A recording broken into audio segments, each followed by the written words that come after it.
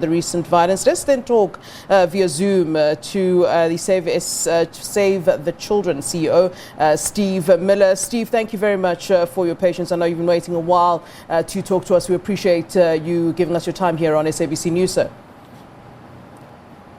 Thanks for having me, Flo. Pleasure to be here. Steve, I just had a conversation with NABTOSA's Executive Director, Mr. Basil Manuel, and interestingly, one thing that stood out to me was when he said that, NABTOSA says that this is akin to treason, what's happened at schools. I mean, would you agree with that? Would you take it to that extent? Look, we connect at Save the Children very clearly the violence that we see in society today, that we've been speaking about this entire week, to how children are raised in this country until such point as all children in South Africa are given equal opportunities to succeed in life. We're going to see this type of violence. This weekend, Flo, is Mandela Day, as you know, and all of us, all South Africans know that Mandela was a champion for children, an absolute champion. He had an office for the rights of the child in the presidency. He mainstreamed child rights issues into everything that was done in the government.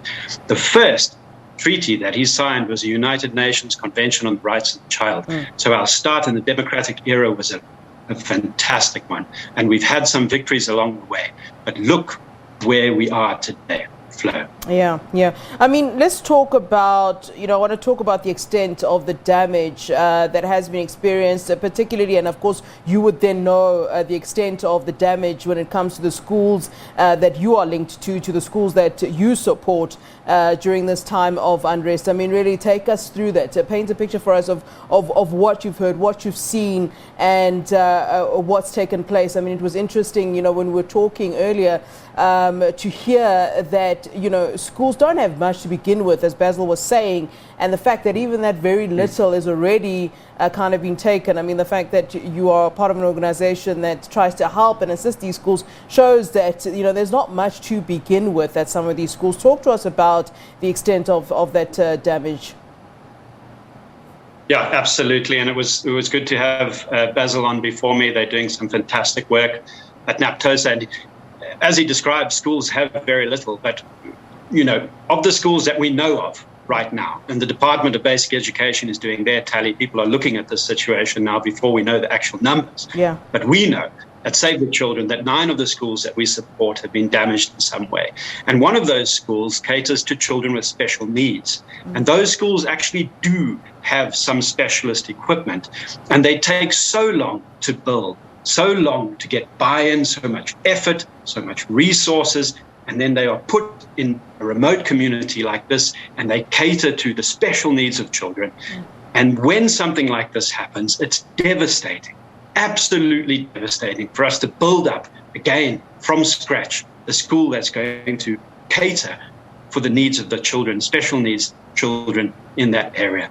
So yes, it might seem like a little to people from the outside, but to people in those communities and to children in particular, it sets them back for many years. Yeah. In your statement, Save the Children says that they call on all parties in the violence in South Africa to cease immediately damaging and destroying schools. Are you of the view that your calls will be heeded? I mean, we're not sure at this time whether or not the unrest has in fact stopped altogether. Yes, we're seeing cleanup operations happening, and perhaps you can talk to that too in terms of what's happening at those schools that you are supporting in terms of, getting back to any sort of normal situation prior to this unrest. Talk to us about whether you think that those calls will indeed be heeded when, even government itself is struggling to kind of communicate to community members to stop what they're doing. I mean, just take us through that statement that you released. Yeah, so we're in the moment right now. As you've seen from your previous guests, we are absolutely in the moment. People are trying to make sense of what's happening here.